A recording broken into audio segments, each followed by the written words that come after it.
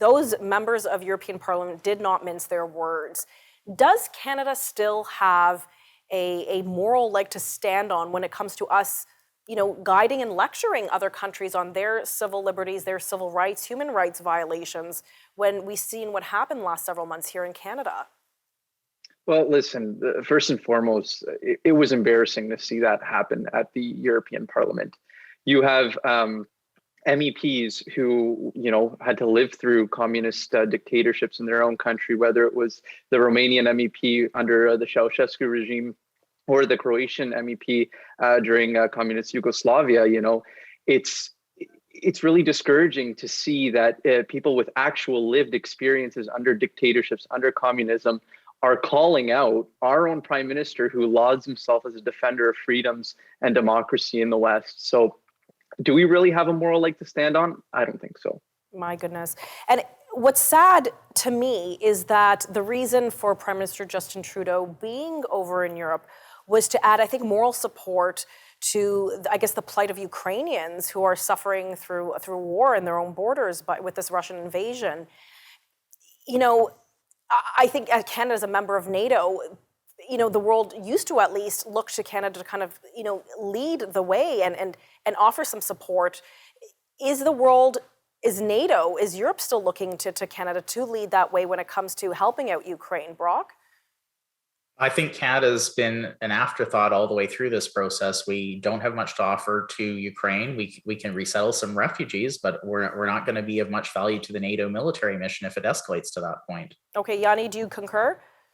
I concur 100%. Okay, well, we're going to move on. While this war has been ravaging Ukraine, while there's a battle going on there, we have seen gas prices just surge here in Canada. And Alberta is doing something to help their citizens. The Alberta government has decided they're going to take a fuel tax holiday. They're going to suspend the provincial sales tax or the provincial tax on fuel, making it a little bit easier for Albertans. And I know this has been happening south of the border. Various states have taken these measures. Yianni, is this a good move? I think it's universally a good move, but what do you make of this?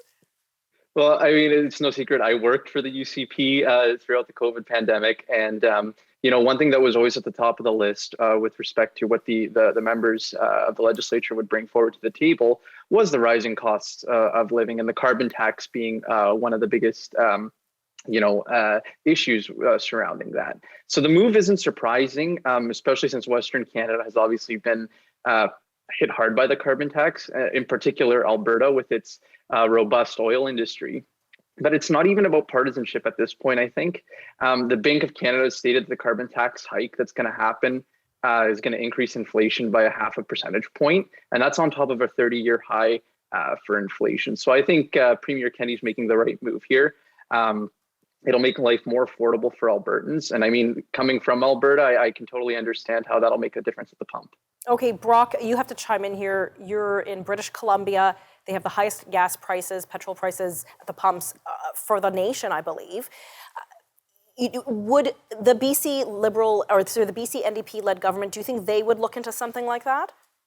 The NDP refused. They are giving out a cash payment later this spring. They don't see it as a good move. They're seeing it as a way to allow the gas companies to hike their prices by taking the money that was going to the province and going to the gas companies instead.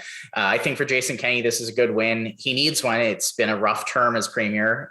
Brian Jean's now back in the legislature and looking at his job. So I think he needs to have some positives. This is one for Albertans. It's been a rough go. Gas prices are up. The cost of living is up. The cost of groceries, everything's more expensive. And I think Jason Kenney realizes there's only one taxpayer, and good on him for that. He's got a tough road ahead, though. Well, Yianni, I want to ask you, since you had a front row seat there to some of the policies of the UCP, the Alberta-led government. There's been a lot of fighting from Alberta for the carbon tax, and I would argue rightfully so. I'm not a proponent of the carbon taxation. Is this going to be kind of the new arrangement that since they weren't able to succeed in court blocking that carbon taxation, that instead they'll just simply remove their provincial tax, let the carbon tax stand federally, they're mandated to, and this will be the solution? So this is their win against the carbon tax? We have 30 seconds. Well, one thing that we have to point out is that this is only against two types of gas, the freezes that it's affecting. It's just regular gasoline and diesel, whereas Canada has 22 that the carbon tax falls under, particularly in Alberta. So I think this is a step in the right direction. I mean, it was a big blow when the Supreme Court ruled that the federal government has the right to impose a tax on provinces, but I think this is a step in the right direction. Okay, great. We'll be right back.